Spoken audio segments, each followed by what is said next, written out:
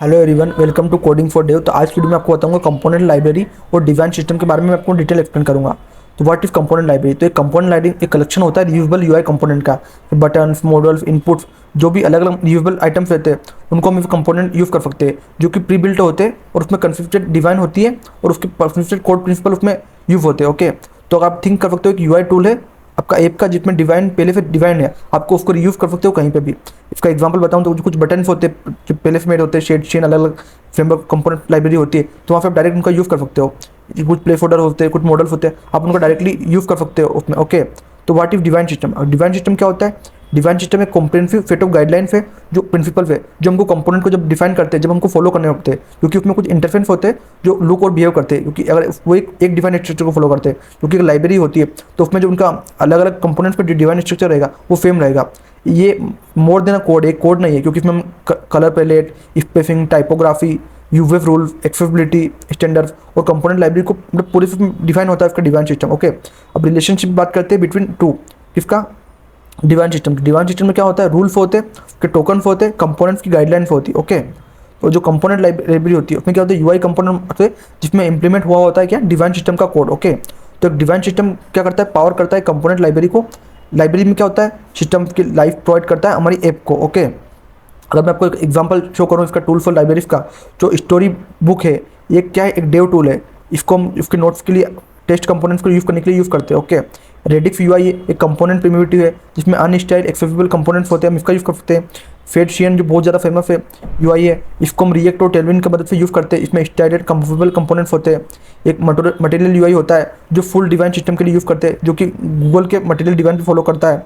एक होता है चक्रा यूआई जिसको थीम फ्रेंडली के लिए हम यूज़ करते हैं, जो सिंपल और एक्सेसिबल कंपोनेंट्स का डायरेक्टली यूज़ कर सकते हैं। ओके, एक टेलविन यूआई होता है जिसमें हम स्टाइल टेम्पलेट्स का यूज़ करते हैं, जो कि टेलविन सीएफएक्स के साथ वर्क करते हैं।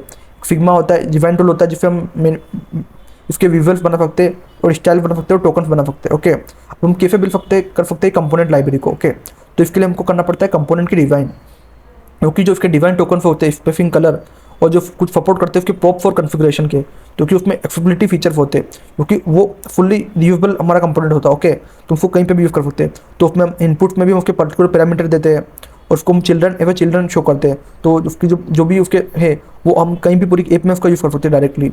और उसमें हम डिवाइन टोकन का यूज़ करते हैं।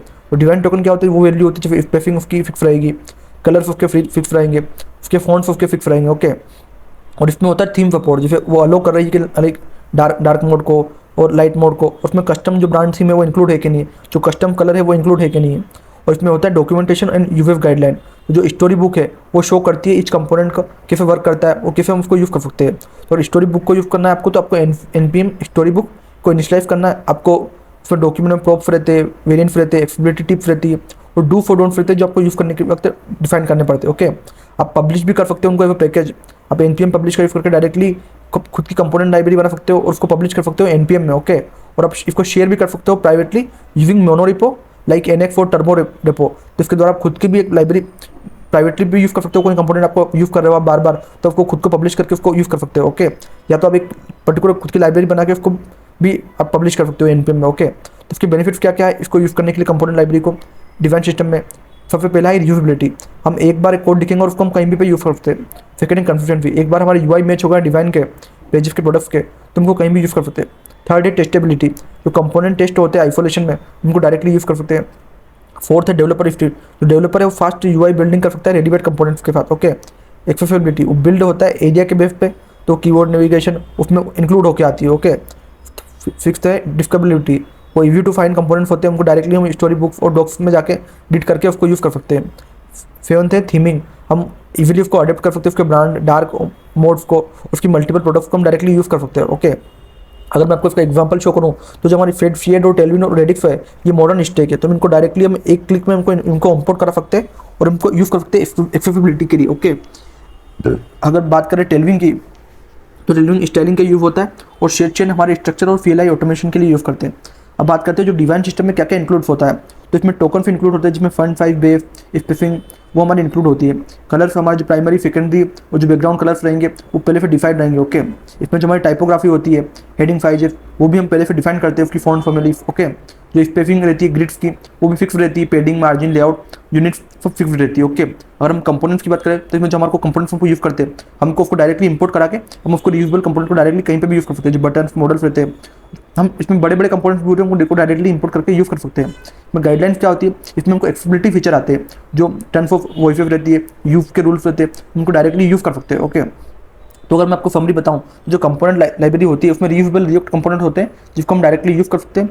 और डिज़ाइन सिस्टम क्या होता है, रूल्स होते हैं, स्टाइल्स होती है, यूआई स्टैंडर्ड जिसको हमको फॉलो करना पड़ता है लाइब्रेरीज को उसको बनाने के लिए। बेनिफिट्स क्या क्या होते हैं, कंसिस्टेंसी रहती है इसमें, और इसमें हमारी स्पीड भी अच्छी रहती है, और इसमें हम डायरेक्टली इसको एक्सेसिबिलिटी अच्छी रहती है क्योंकि इसमें जो फीचर्स होते हैं एक्सेसिबिलिटी वाले वो पहले से इंक्लूड होकर आते हैं। और इसको हम रीयूजेबिलिटी होती है क्योंकि हम इसको कहीं पे भी कितने भी जगह इसको यूज़ कर सकते हैं।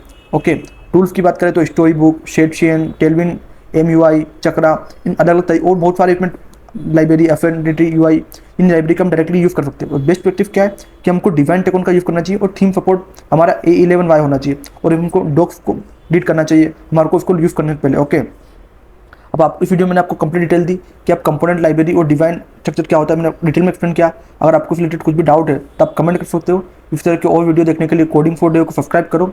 Thank you for watching.